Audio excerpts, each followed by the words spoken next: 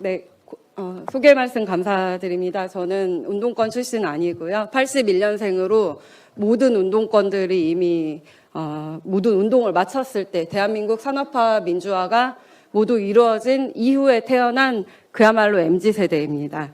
네, 박범계 장관의 영입으로 민주당에 잠시 몸담았던 그런 사건 때문에 민주당의 실체를 알게 된 사람입니다. 이 점 오해 없으셨으면 좋겠습니다. 이 자리에 계신 정말 부러운 박정희 대통령님의 임자들께 존경과 감사를 드리며 앞으로도 건강하게 우리 후손들을 위해서 정말 건강하게 더 오래오래 사시기를 바라는 마음을 담아 추도사를 시작하겠습니다. 태어나 보니 잘 사는 나라이기에 당연한 줄 알았습니다. 2020년 겨울 함께 현충원 참배를 갔던 한 청년이 했던 말입니다. 당연한 줄 알았던 잘 사는 대한민국에 대해서 저는 크게 생각해 본 적이 없었던 세대입니다. 저는 부끄럽게도 그 청년의 말을 듣고 그제서야 역사의 결정적 순간들을 돌이켜보게 되었습니다. 그렇게 대한민국 역사의 한가운데를 탐닉해 봤을 때 그곳에 어디에나 대한민국 어디에나 대통령 박정희가 자리하고 계셨습니다. 왜 그렇게 광화문에 나오신 어르신들께서 눈에는 애절함과 눈물이 가득했는지, 다른 한편에서는 왜 그렇게 박정희 대통령님과 박근혜 대통령님의 명예를 훼손하려고 그리고 그 역사를 지우지 못해 안달이었는지 그제서야 극명해졌습니다. 그리고 한심했던 역사 인식에 사로잡혔던 과거의 스스로를 감당하는 것은 오롯이 제 몫이었습니다. 저희 세대에게 대통령 박정희에 대한 이미지는 악마 그 자체였습니다. 386 운동권들이 차지한 전교조와 학원과 강사들이 재밌는 역사 수업 사이사이에 뿌려지는 충격적인 단어들은 감성이 충만한 사춘기 학생들에게 매우 자극적이고 충격적이었습니다. 그리고 그런 자극과 충격은 성인이 되어서도 그 세뇌된 이미지가 뇌리에 깊이 박혀 대한민국 국민들을 먹여 살린 영웅 박정희를 국민들을 핍박한 악마로 각인시켜 왔던 것입니다. 세계적인 석학 엘빈 토플러는 민주화는 산업화가 끝난 후에 가능하다. 이런 인물을 독재자라고 하는 것은 언어도단이다. 박정희라는 모델은 누가 뭐라고 말해도 세계가 본받고 싶어하는 모델이다 라고 했고, 미국의 아이젠하워 대통령께서는 박정희가 없었다면 공산주의 마지노선이 무너졌다라고 증언했다고 합니다. 이런 국제사회에서의 박정희 대통령님에 대한 역사적 평가를 차치하고서라도 우리 할머니, 할아버지들로부터 박정희 대통령님에 대한 생생한 이야기를 들을 수 있었음에도 81년생인 저에게 박정희 대통령님과 함께 새마을운동을 해온 수많은 어르신들의 이야기는 고리타분한 소리로 들렸습니다. 반면 비교적 가까이에서 접하게 되는 386 운동권들은 저희에게 세련되고 똑똑하고 요즘 말로 굉장히 힙한 젊은 삼촌 이모들 같았기에 더욱 친근하고 아마도 닮고 싶었던 모양입니다. 386 운동권 세대의 민주화 운동은 마치 영웅의 일화 같았고 폭력과 억압, 체류탄을 뚫고 독재 정권 타도를 외치는 모습은 과장되고 미화되어 영화와 드라마의 소재가 되었습니다. 저희 같은 세대들은 경험해 본 적도 없는 최루탄 냄새가 마치 나는 듯했고, 영화 속 동료가 군홧발에 짓밟혀 죽어나갈 때는 분한 마음이 들었습니다. 구호를 외치고 노래를 부르며 함께 도피하는 장면에서는 마치 직접 경험했던 로맨틱한 추억처럼 느껴지기도 했습니다. 어린 시절 어른들로부터 들었던 6.25의 참상과 보릿고개 시절은 저희에게는 너무 먼 이야기로 들렸고, 온통 386 운동권들이 민주화로 뒤덮인 세상에서 어느덧 저희 세대들도 최루탄 감성에 스스로 빠져버렸던 것입니다. 이렇게 그들이 그려낸 서사가 독보서처럼 대한민국의 역사를 좀먹고 있을 때 그 사이 광화문은 촛불로 뒤덮여갔습니다.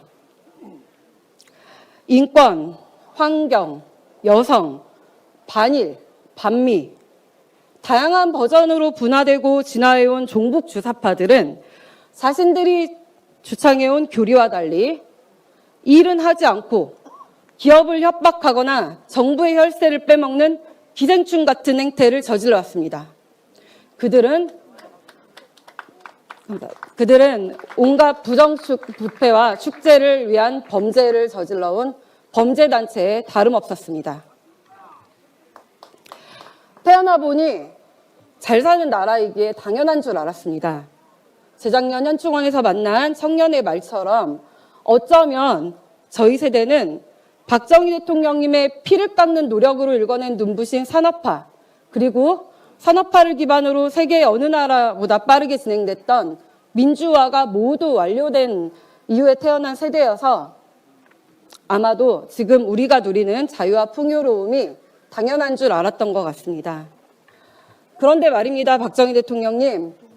저희 세대는 핑계 같지만 어쩌면 겉으로 누리고 있는 자유와 풍요로움과 달리 정신적으로는 오히려 퇴보하고 피폐해진 삶을 살고 있는 것은 아닌지 자꾸만 속상하고 슬픈 생각이 듭니다. 20살 캠퍼스의 낭만과 최루탄의 향기에서 빠져나오지 못한 불행한 세대의 강한 보상 심리가 저희 세대를 짓누르고 있습니다. 작은 일에 너무 집착하지 말고 거학을 척결해야지. 제가 대전광역시 의원으로 여성단체의 비리를 캐고 있을 때 386 출신 한 교수님께서는 김 변호사, 작은 일에 너무 집착하지 말고 거학을 척결해야지. 그 정도의 비리는 다들 저질러 라는 말씀을 하셨습니다. 민주당 박범계 측근들로부터 1억 원의 권리금, 불법 선거자금을 요구받고 법조인의 양심으로서 이를 폭로했을 때 한 선배 변호사께서는 김 의원, 다들 그 정도는 주고 들어가. 김 의원이 무임승차한 건 사실 아니야? 너무 작은 일로 상대에게 너무 큰 스크래치를 줬잖아 라면서 저를 다그쳤습니다. 모두 그동안 제가 존경에 맞지 않던 바로 그 삼촌, 멋있었던 이모, 그리고 언니, 오빠 세대분들이었습니다. 조금 지루하신가요? 아니시죠? 네. 이들은 그게 말이 되느냐 되묻고 법적으로 따박따박 따져드는 저에게 거학을 운운했고 정치가 원래 그런 것이고 법이 만능은 아니라면서 오히려 저를 납득시키고 굴복시키려 했습니다. 박정희 대통령님, 이런 일을 겪은 건 비단 저 한 명뿐이 아닙니다. 저희 세대는 사회 곳곳에서 선배로, 선임으로, 선생님으로, 직장 상사와 사수로 만나는 수많은 386 운동권들로부터 이런 불법과 부정을 낭만과 유연성, 융통성, 의리라는 이름으로 강요받아 왔습니다. 그리고 여전히 민노총이, 민주노총이 장악하고 있는 각 회사와 공직사회의 노동조합에서는 조직에서 빠져나갈 수 없도록 심리적 올가미를 쳐놓고 조직에 대한 의문을 조금도 품지 못하게 사실상 실시간 감시를 하고 있습니다. 이게 저희 세대들의 현실입니다. 박정희 대통령님의 43주기 추도식을 준비하면서 너무 영광스럽지만 제가 자격이 있는지 많이 고민했습니다. 그러면서 나름 공부를 하기 위해서 많은 분들의 추도사를 읽어봤습니다. 이 자리에 앉아 계신 김문수 전 경기도지사님께서는 2년 전 추도사에서 이렇게 말씀하셨습니다.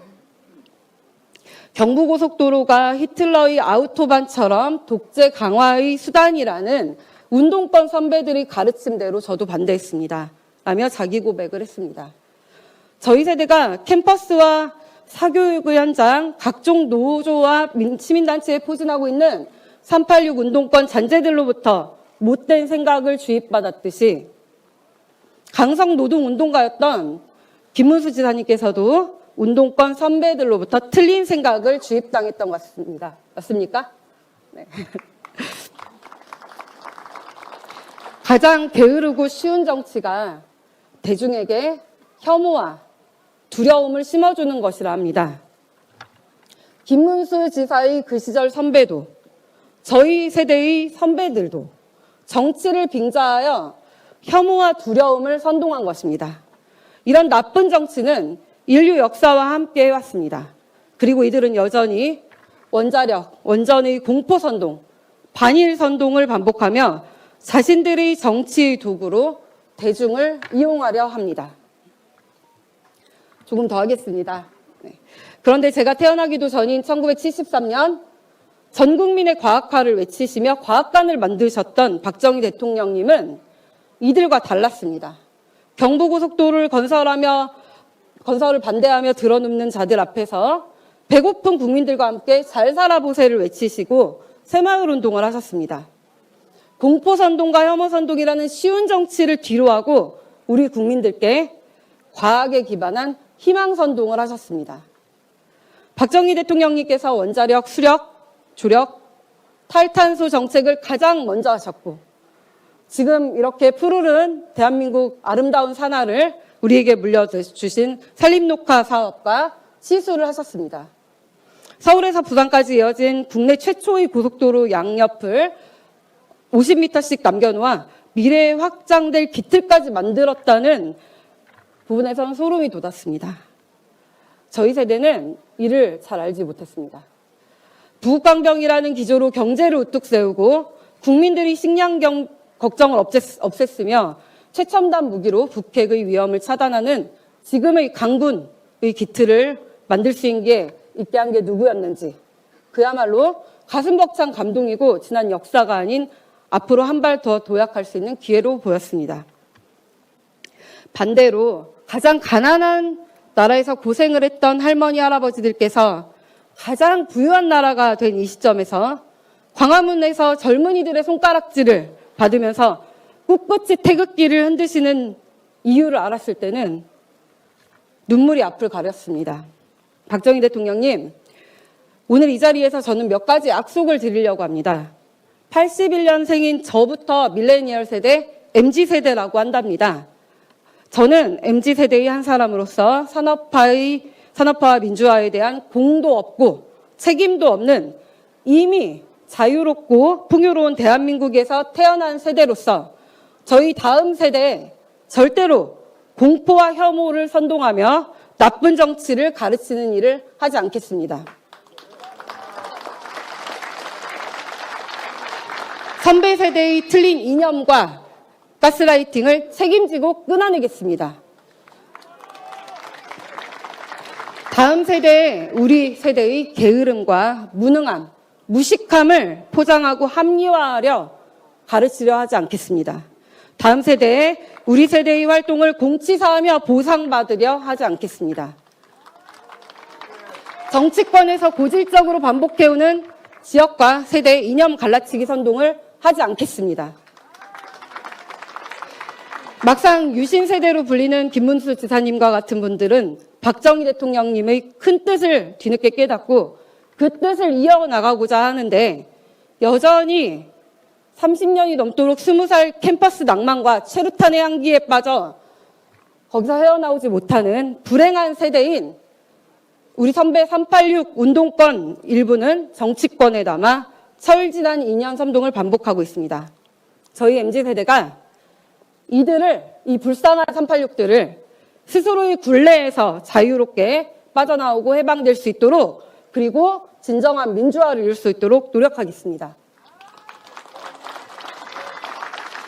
마침내 동시대를 살아가는 모든 세대의 국민들과 함께 한강의 기적을 일궈낸 대한민국 국민으로서의 자부심과 자신감을 우리 후배들께 이야기하겠습니다. 대혼란의 국제사회에서 부국강병과 자주국방의 기조를 이어가고 자유 대한민국을 공고히 하겠습니다. 박정희 대통령님께서 그러하셨듯 우리 국민들에게 희망을 선동하겠습니다. 다시금 우리 국민들이 새마을운동의 희망찬 설렘을 느낄 수 있는 그날이 오기를 바라며 MZ세대 대표 김소연이 할아버지 박정희 대통령님 영전에 고합니다. 2022년 10월 26일 변호사 김소연 올림. 감사합니다.